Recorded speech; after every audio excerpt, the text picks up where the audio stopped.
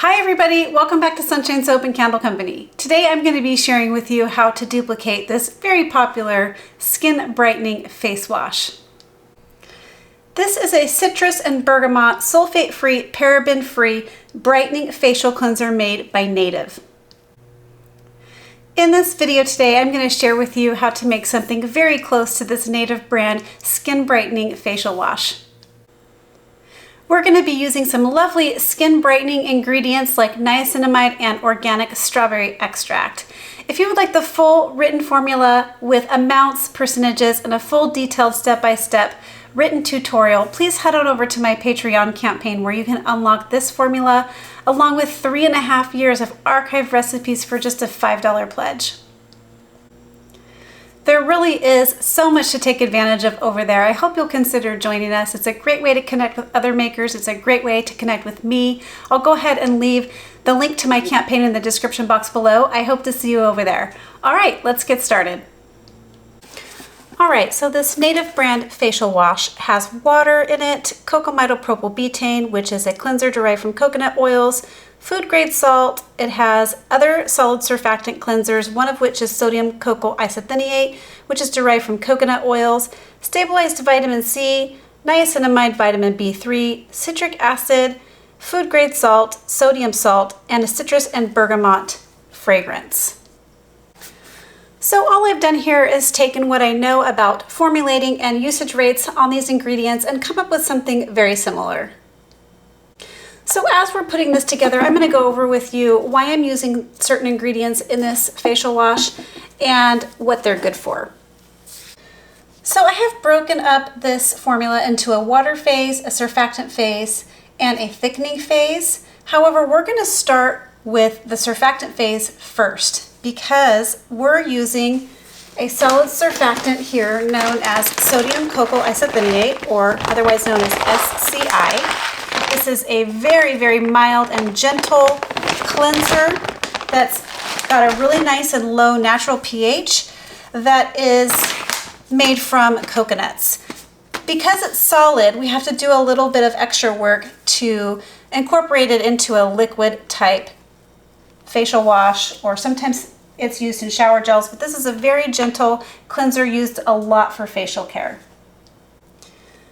Now, the thing about the SCI here is that it doesn't readily dissolve in water. However, it does dissolve nicely in liquid surfactants like your cocamidopropyl betaine. So what we're going to do is go ahead and weigh off our solid surfactant and get it prepared to incorporate into our water phase.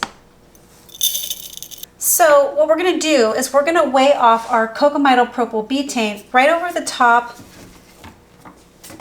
of this solid surfactant. This is going to be some of the other surfactants that we're using here. So we're using SCI. This is a beautiful cleanser like we discussed, and we're using cocamidopropyl betaine, which is also another very gentle cleanser that is made from coconut oils. It has a nice and low pH. It makes a really nice foam and bubbles. And then the last surfactant we're using is another one called Decyl Glucoside. Now, the original formula from Native does call for cocamidopropyl betaine and also SCI, and it has some other surfactants in it that I'm not familiar with, but I have a lot of other surfactants on hand. So I'm going to pair my Decyl Glucoside with these two because I really like this cleanser in facial care. It's very gentle.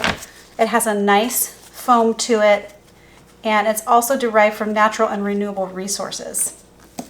All right, now what we're going to do is we're going to take this phase here and we're going to put it into a double boiler. We're going to put it in a saute pan with a few inches of water, and we're going to turn it on, and we're going to slowly heat up the surfactants and melt down or dissolve down the solid surfactant here. And when it's all dissolved down, I'll bring you back for the next step. All right, so now that this is melted down or mostly dissolved, you still see there's a little bit of white noodle forms in here from the SCI, but it's most of the way dissolved. It's going to look a little cloudy like this. It's okay. So the next thing we're going to do is go ahead and prepare the water phase. Now, This is where things might get a little bit tricky, but it still works great. All right, so the next thing we're going to do is go ahead and weigh off the niacinamide. Now, niacinamide is vitamin B3. It's used in a lot of skincare formulations for its skin brightening properties. It's also known to help with acne and to help clear complexion. So that is why they have used it in the native formula, and we're going to go ahead and use it here as well.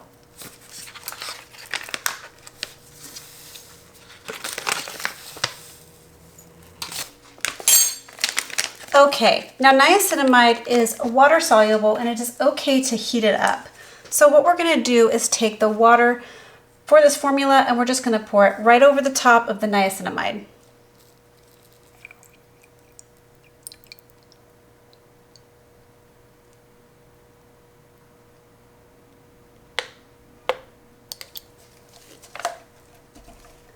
All right, we're going to give this a stir to combine a little bit here, and then we do want to go ahead and combine this with our surfactant kind of gel paste here that we've made. So what I'm going to do is go ahead and heat this up. It's easier when this water phase is warm to put it in here because it helps this to dissolve down a little quicker. So I'll be right back when we're ready to go ahead and combine the two phases. All right, so we're ready to go ahead and combine these two phases. Now, usually I don't like to add my water like this into my surfactants. I like to add the surfactants last, but because we had to get that solid surfactant dissolved down, this is the way you do it. So this is sitting at about 140 degrees Fahrenheit right now, and we're just pouring in our purified water and niacinamide formula into the surfactant paste that we've made. Now we need to take this and gently stir. It's really easy to incorporate a lot of bubbles at this phase because now we've got the water mixed with the surfactants. So what we're going to do is just gently stir this and allow this paste to completely dissolve into the water phase. Right now it's just kind of a blobby texture in there, and it will dissolve all the way down. So we need to allow that a few more minutes. If you need to set this back into your double boiler to kind of get it re-warmed and hasten the process, you certainly can do that as well. I'll bring you back when this is all dissolved and we're ready for the next step. All right, so my solid surfactant is now all the way incorporated into the water and the niacinamide phase along with the other liquid surfactants. Your formula should look clear at this point. So this does take quite a few minutes to get everything all incorporated and dissolved in, and we did end up putting it over the double boiler again just to kind of make that process a little bit quicker. I was careful not to exceed around 140 degrees Fahrenheit just to preserve that niacinamide just in case. So the next thing we're going to do is start adding in the rest of the ingredients for this formula. So some of them are heat sensitive, so I'm going to start with the ingredients that are not heat sensitive, like the humectant. Now, I noticed that the native brand formula had a lot of different variations of salt, sodium, and it was probably to help thicken the formula. However, I noticed that it also did not have any humectant. So what I'm going to do is add in a product called sodium lactate. This is going to act as our salt, and it's also going to be a very powerful humectant. So it's going to draw moisture from the air to our skin. And so I thought this would be a good way to add in sodium and also some humectant properties. Now, sodium lactate is the sodium salt of lactic acid. It occurs naturally in your own skin, and it's also an excellent humectant. It's significantly stronger than vegetable glycerin. It actually has the capability of holding over twice the amount of water as glycerin, so you don't have to use as much. It's also not a sticky product like glycerin can be sometimes. It does increase hydration even in rinse-off products. So that's why we're using this today. It's kind of a 2-for-1 punch. We're using it as the salt, the sodium, and we are using it for its humectant properties. And also the reason why salt is incorporated in here is because salt is known to help with the complexion. It does help to brighten and clear the complexion, although you want to be careful not to use too much because then it can be drying to the skin. So we're going to go ahead and add in our sodium lactate.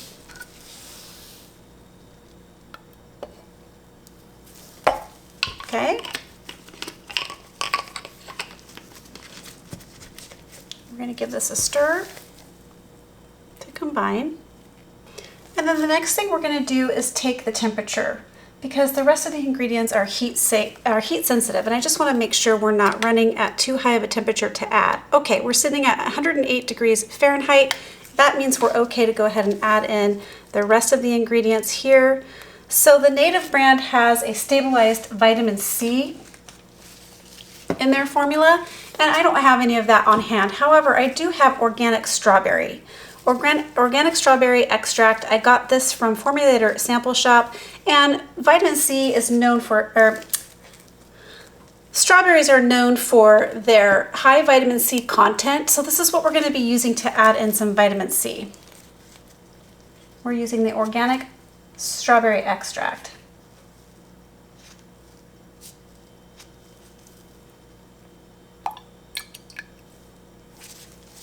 Okay.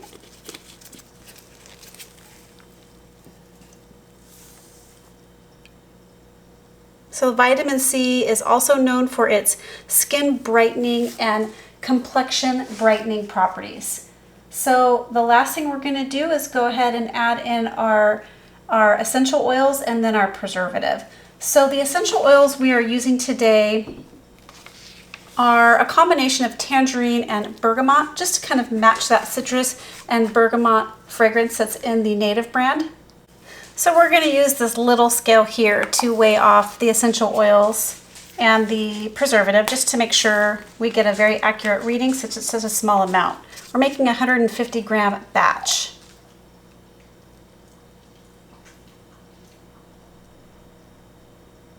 And my bigger scale does not weigh anything less than 1 gram. So I've got to use this one to get those smaller measurements.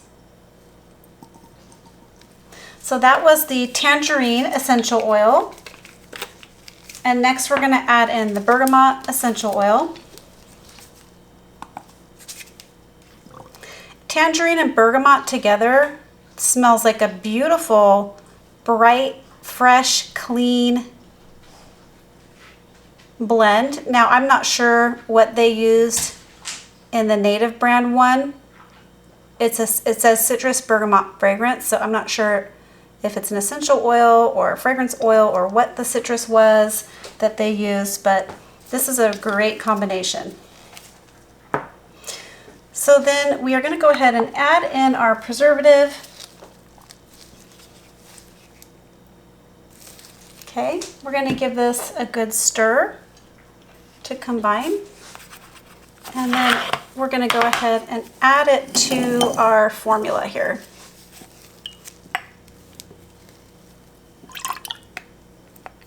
We're going to go ahead and stir this. Now, as you can see, the essential oils have caused the formula to go cloudy. That is temporary. It will go back to perfectly clear in a few minutes when everything is incorporated. We're just going to give this a good stir. Okay, we're sitting at right around 100 degrees now, so I want to also thicken this up a little bit.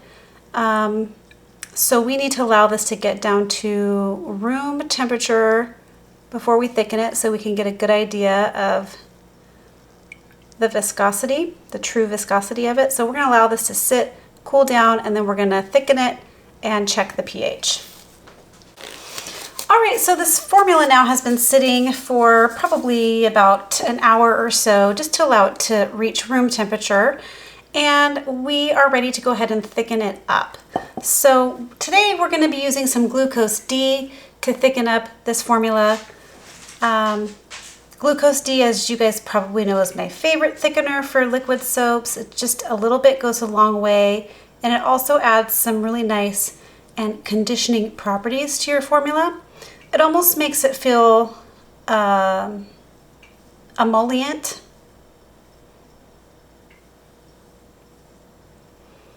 So right away I'm getting some great thickening just with that little bit that I added. And this is an as needed or as desired. You just add in as much as you like to your desired thickness. Okay, I think we're just going to add just a little bit more. And this is a beautiful consistency for facial wash, and it's exactly the consistency of the Native brand. All right, so now that we have it, the thickness, the viscosity that we want, we're just checking the pH to make sure it's not too high. And it's sitting right at about 5.8, which is in the 5 range, which is great for facial care, and it should keep that niacinamide nice and stable. All right, so we're gonna go ahead and bottle this up. Now I am using this little airless pump. I think I got these at Berlin Packaging. These are a little bit hard to find at the moment.